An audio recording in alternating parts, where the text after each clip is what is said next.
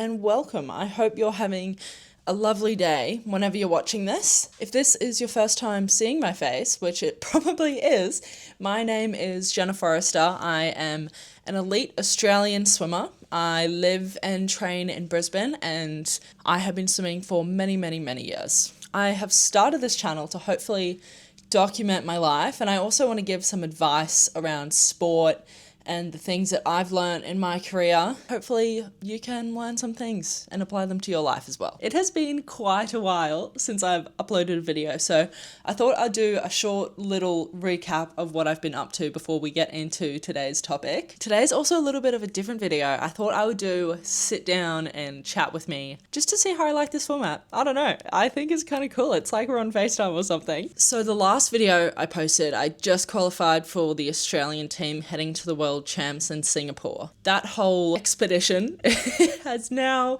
been completed. I went and did a staging camp in Darwin, which was absolutely awesome. And then we went and raced over in Singapore. I raced on the last day of competition. I did one single race, and that was a 400 IM. I swam the closest I've been to my PB since 2023, where I actually won bronze in Fukuoka Worlds. And this year I managed to walk away with a silver medal, which is absolutely mind-boggling. I was absolutely over the moon. If you go back and watch me after the race, I don't even know what was going on. I think I was just flabbergasted. That's honestly the word to describe it. I had so much fun, and I feel like I really took the race with a different approach this year, which I think really helped me. I then came home, went on a 2-week break, and I went on holiday. I went to northern New South Wales, which was so cool. It was really relaxing, but now I'm back at training as of last week.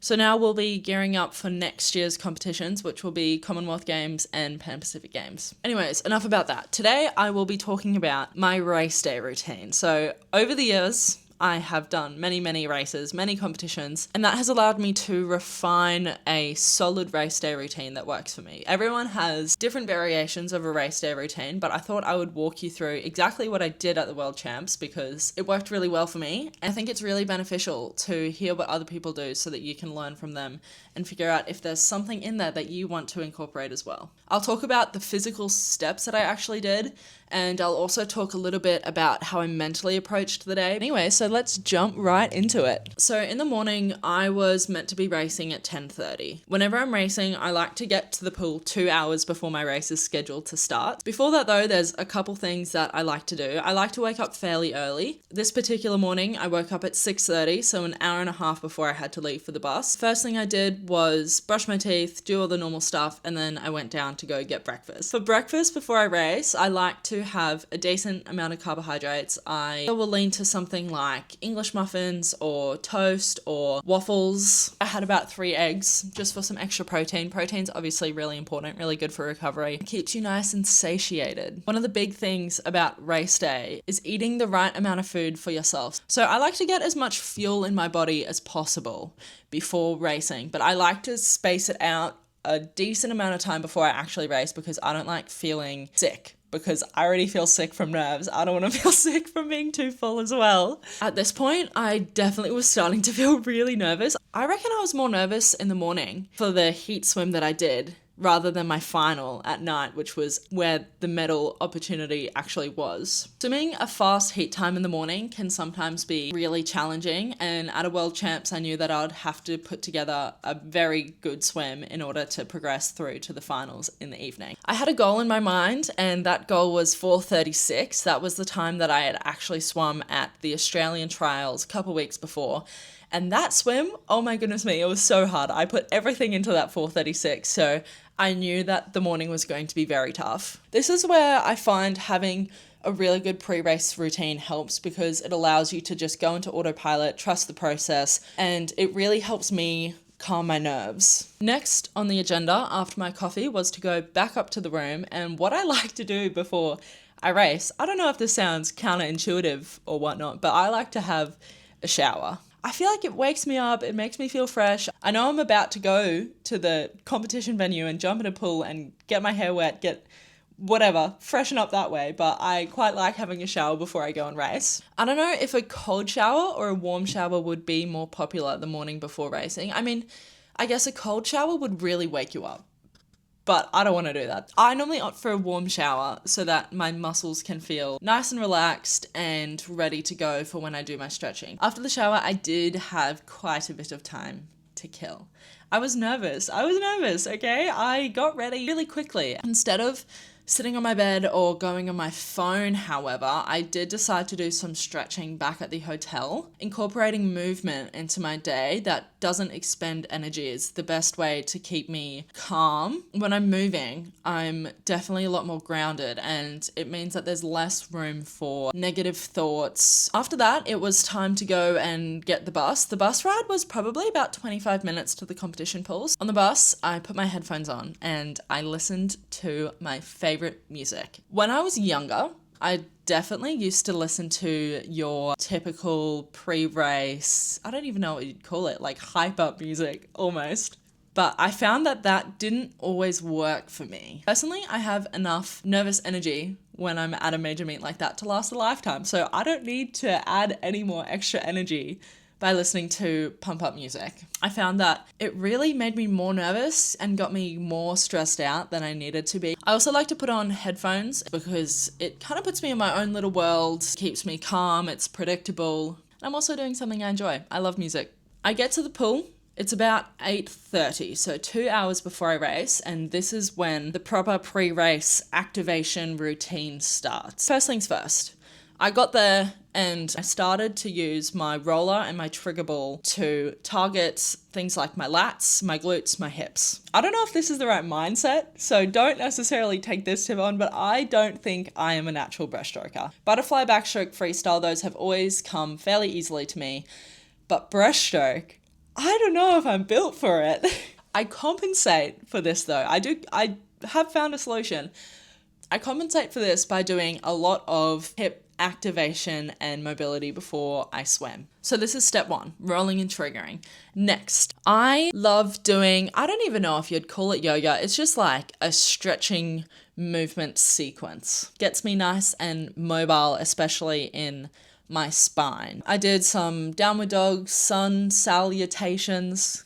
My goodness me, that is a bit difficult to pronounce. Child's pose, hip stretches, all of that shebang. After this yoga and stretching sequence, the next thing I did was core, my trunk activation. Core isn't always my favorite thing to do in the world, if I'm being completely honest, but I reckon it's really important as a swimmer. For myself, if I have a strong core, I'm less likely to get injured, and I'm also able to hold my body position way better in the water. In swimming, your hips are kind of your anchor and your whole body moves around your hips, whether it's twisting, extending, everything like that. So it's really important that I have a stable core from the moment I get in the water. One thing that is also important that I include in my pre-race routine is scapular work. A lot of the time, this is what physios or coaches will get you to do.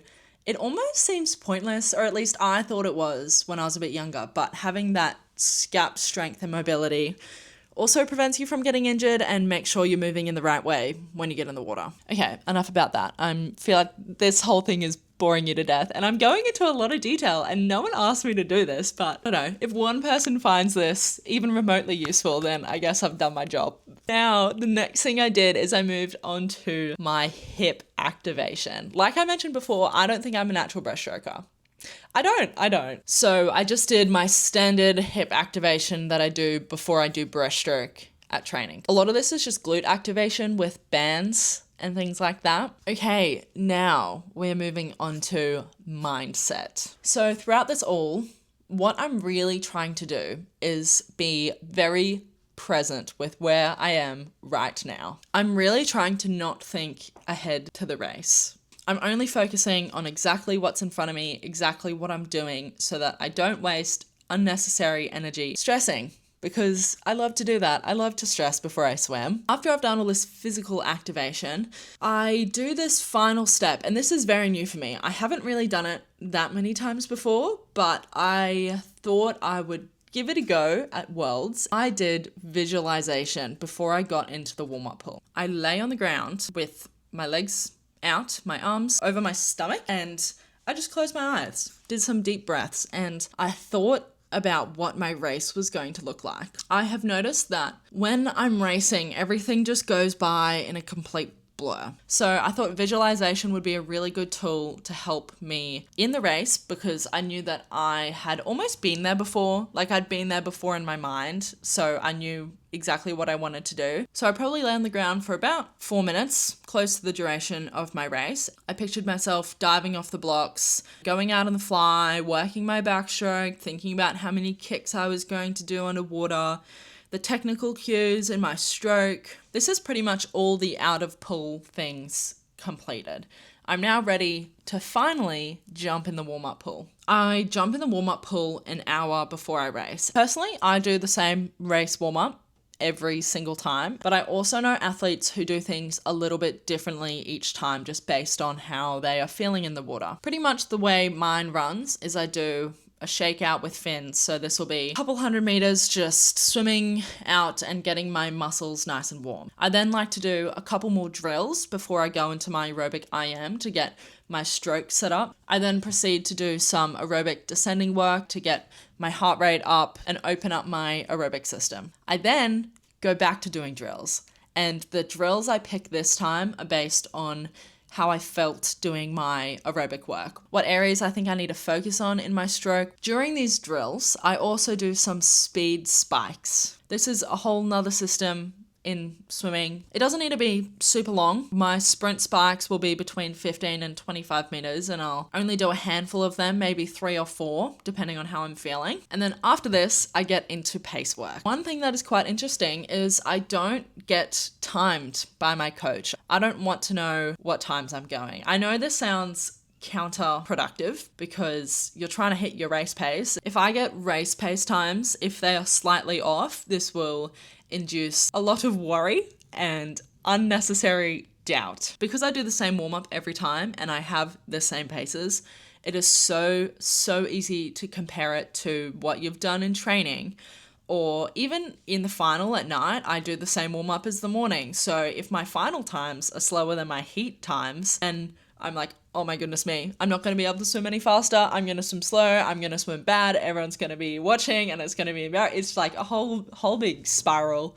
So I just don't get timed. I do get stroke rates though, so that I can see if I'm dropping off or if I'm building or if I'm holding. This is very individual. So you'll just have to figure out what works best for you. So I finish my race warm-up and it's about 30 minutes until I race. So I have 10 minutes total to put on my suit, grab all my things and go to marshalling. At international competitions, you have to be at marshalling 20 minutes before you race. Anyways, I put on my suit. Next up, chat with my coach before I go to marshalling, always. And then it's time to head over to marshalling. At international competitions, everything you wear has to be approved by World Aquatics. So all our racing suits have to be made under special regulations, I suppose. So they all have the World Aquatics barcode on the back. So we go into marshalling, have to show them the World Aquatics barcode on our suit, have to present our cap and goggles so that they look okay. And then, pretty much just waiting in the call room. Whether I listen to music or not entirely depends on how I'm feeling on the day. Before the heats, I did listen to some music because I was so nervous, just to keep me grounded. Obviously, before you race, you have to walk out behind the pool,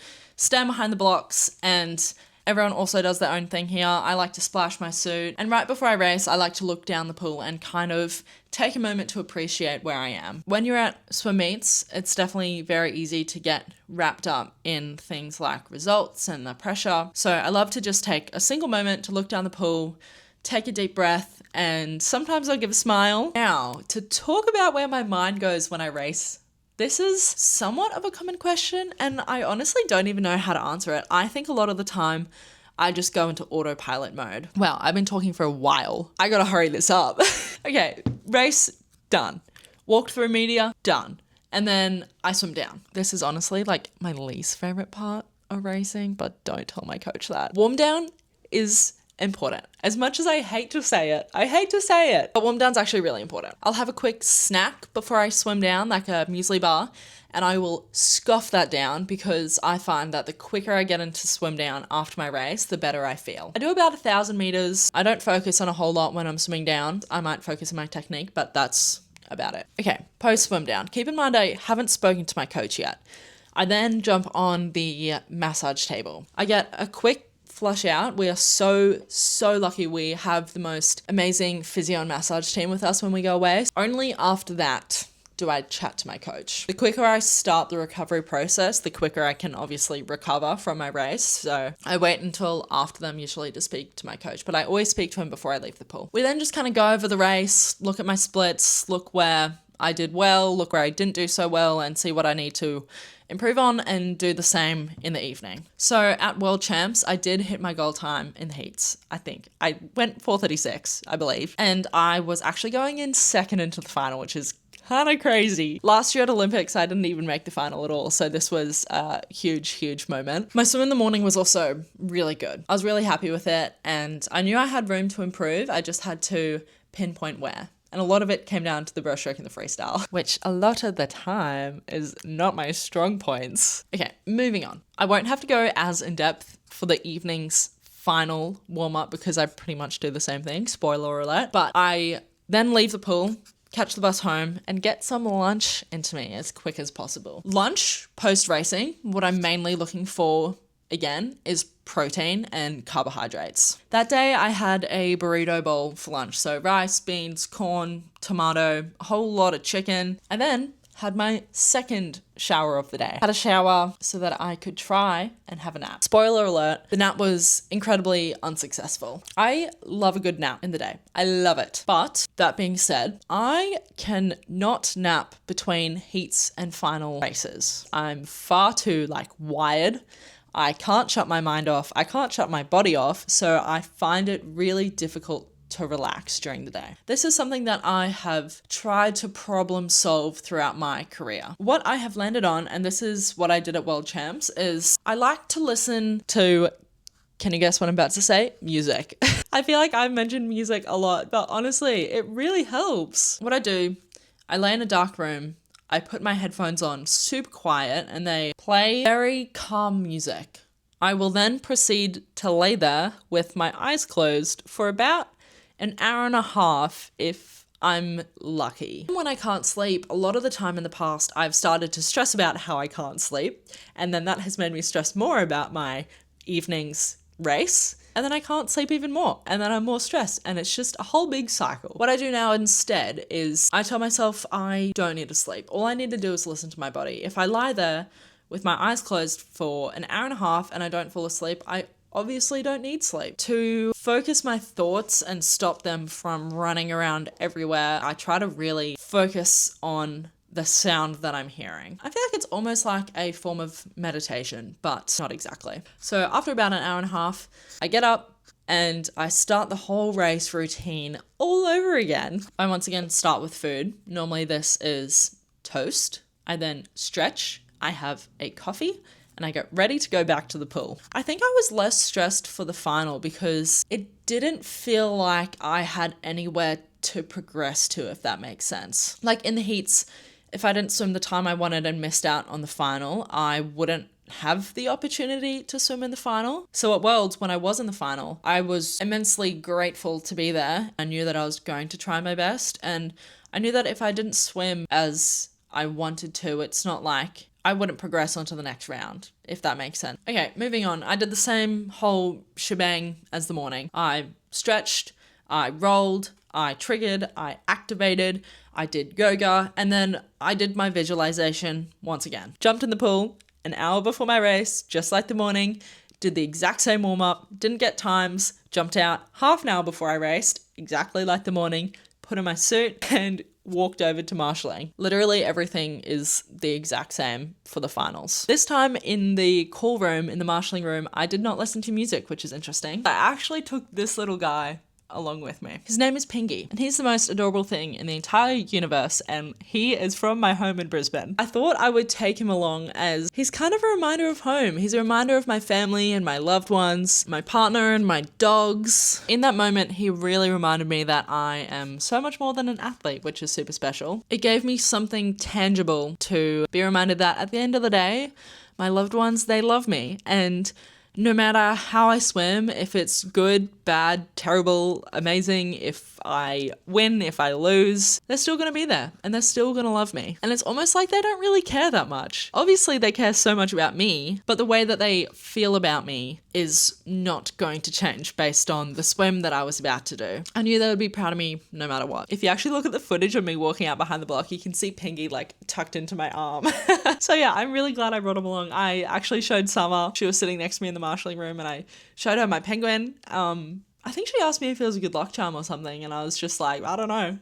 Hopefully, guess we'll find out. Anyways, walking out behind the blocks, I really tried to just soak it all in. I tried to have fun because that's when I swim my best. I swim because I love it. I just had to see what my best was on that particular day. And that's exactly what I did. I embraced the moment, gave a smile behind the blocks and dove in and swam really, really hard. I stuck to my race plan. I went out faster in my first 100 meters butterfly than I did in the morning, and I knew that I probably would from the adrenaline, and also I was literally next to Summer McIntosh and she is so quick. She is so fast. She's actually such an incredible athlete. So I knew she was going to go out fast. I then worked my underwaters, worked my backstroke and turned onto my breaststroke. In the morning, this was where I really fell off. Once again, it's not my fault. I'm not a natural breaststroker.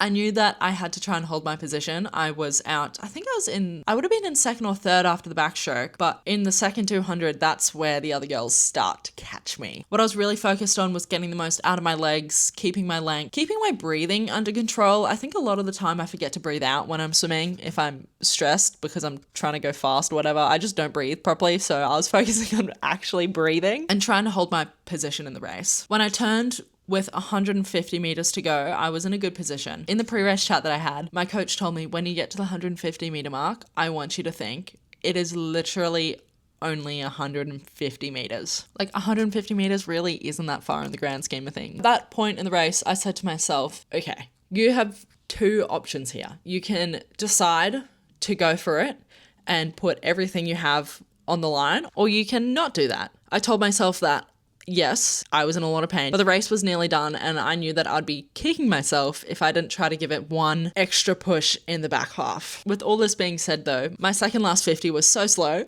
The other girls were definitely humming for me in that freestyle. I think I went from second to third position on my second last 50 and I could see the other girls absolutely mowing me down. When I turned for the last lap of the race, I made a conscious decision that I was going to give it everything. I think that really helps me in a race. If I tell myself, I'm going to go here. About 10, 15 meters to go, I knew I was in third position. I could see a girl on my right and she was just in front of me in second and I'd been battling trying to catch up, but I wasn't really catching up that much. And to my left, I could see two other swimmers that were gaining on me very, very quickly, and I thought that they were going to touch me out for the bronze medal. I thought, yep, I'm going to come in fifth. But I put my head down and I really dug the last 10 meters into the wall. And I think that's why I was kind of so confused when I looked up at the scoreboard and I saw the number 2 next to my name. I did not think that I was going to catch up to the girl next to me, and I was almost convinced that I was going to be passed. But I gave it my all into the wall and yeah, walked away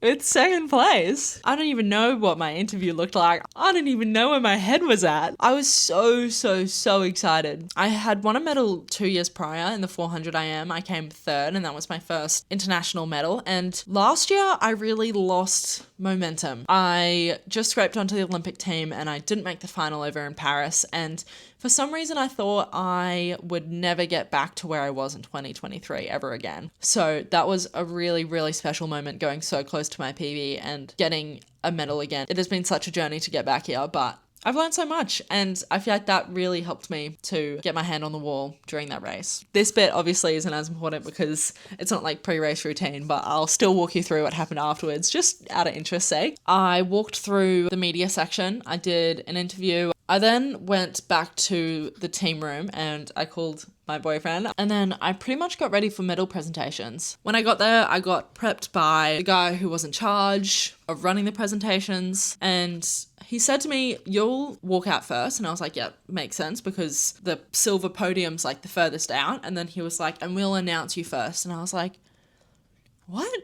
I was so confused. I think I went to him. I was like, oh, did I get bronze? Because the bronze medalist gets announced first, so I just assumed maybe I didn't see the scoreboard right. But then he confirmed, he said, no, like, you're silver. And then I look over and I see that there's 2 chairs with silver on it, which actually meant that I had tied for my silver medal. That's a bit of a funny story, and the girl I tied with, she's so lovely, and I honestly wouldn't have it any other way. We then do the medal presentations, walk around, get our photo taken, go do another media interview, and then that's pretty much it done. After that point, I had drug testing. I had to do a drug test. That happens pretty commonly at competitions, so did a drug test, went home, had some dinner, called my parents, had a shower, and went to sleep. So that's my pre-race routine, and it's specifically exactly what I did for World Championships. I think if you take one thing out of this is that pre-race routine is different for every single athlete. What works for me isn't always going to work for you, and what works for you isn't always going to work for me. It's really about trial and error and figuring out what processes you want to incorporate. This includes the mental side as well. I think a lot of what I do, it's important for physical activation, but having a solid process that I can follow and I feel confident in, I think that gives me